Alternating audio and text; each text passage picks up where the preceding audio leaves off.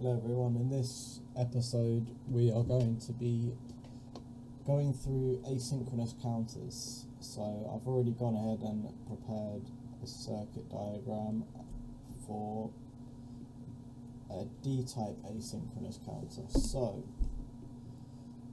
as we're going to assume that Q and Q bar are going to start at 0,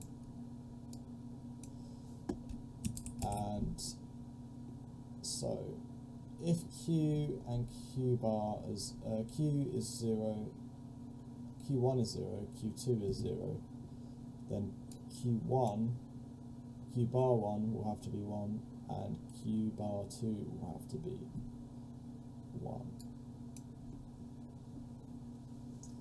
And on the next clock pulse, I'm going to specify rising edge, because it's very important to remember that they only occur on the rising edge of the clock pulse. And if you didn't tune into the last episode, these are the rising edges. So on the first rising edge, clock pulse 1, let's just say it's this one here, D1 is set to 1. So Q1 follows whatever the value D1 is. And since D1 is 1, Q1 becomes 1. And there's no change in Q2. Now the reason there's no change in Q2 is because there hasn't been a rising edge that has been sent to the clock of the second D-type. Okay, so on the second clock pulse, Q1, the D1 is set to 0. So if D1 is set to 0 and there's a rising edge at this clock, then Q1 becomes 0. And since Q1 becomes 0, Q bar 1 becomes a 1.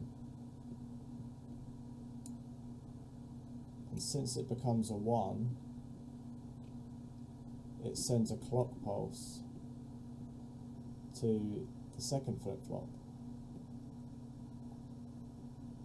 And since the second flip-flop, D2 is 1 in the second flip-flop here, that's going to change Q2 to 1. And since Q2 is 1, Q bar 2 is going to become 0. Now since Q bar 1 is 1, therefore D1 is 1, on the next clock pulse Q1 becomes whatever D1 is, so it becomes 1. And this makes Q bar 1 0, which doesn't clock the second flip-flop. So D2 stays the same, and therefore Q2 stays the same. So on the fourth clock pulse, Q1 follows whatever D1 is, which is 0. So D1 now becomes 1. And since D1 equals Q bar 1, Q bar 1 has a rising edge which triggers the second flip-flop, and since the second flip-flop's D2 is 0, Q2 becomes whatever D2 is, so it becomes 0. And this becomes 1. So if you can see, you're actually counting up, and then it resets, and this would be 0, 1, and 0, 1. So you can see that this is your count sequence here, and then it will reset back to 0, 0, and then it will continue. It will just be a loop.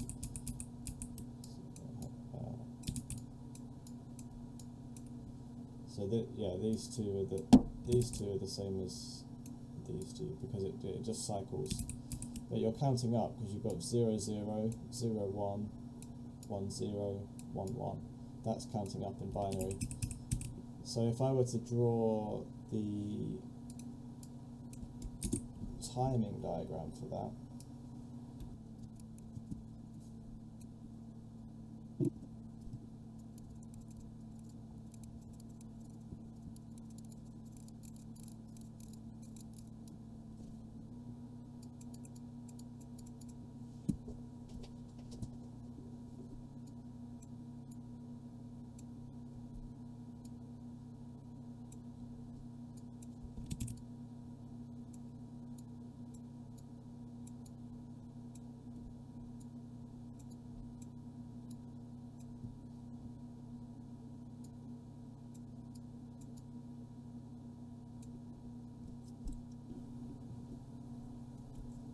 so here you can see that Q1 and Q bar 1 are toggling every rising edge of the clock. And since clock 2 is the same as Q bar 1 because they're connected, I'm going to draw the lines, all the rising edges on Q bar 1.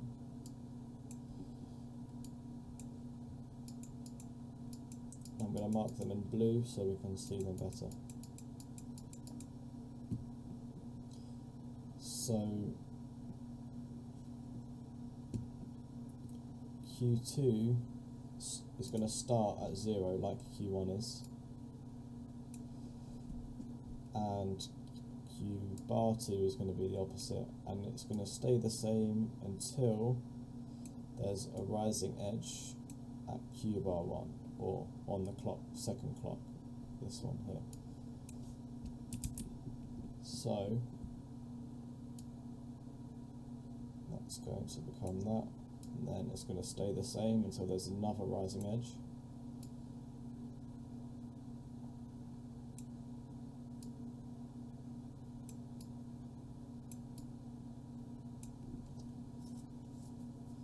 So that's your count sequence. So if you look at this, this is your first clock pulse. Q1 becomes 1, which is here. Q2 stays at 0. On your second clock pulse, Q1 becomes 0, and Q2 becomes 1, as you can see here.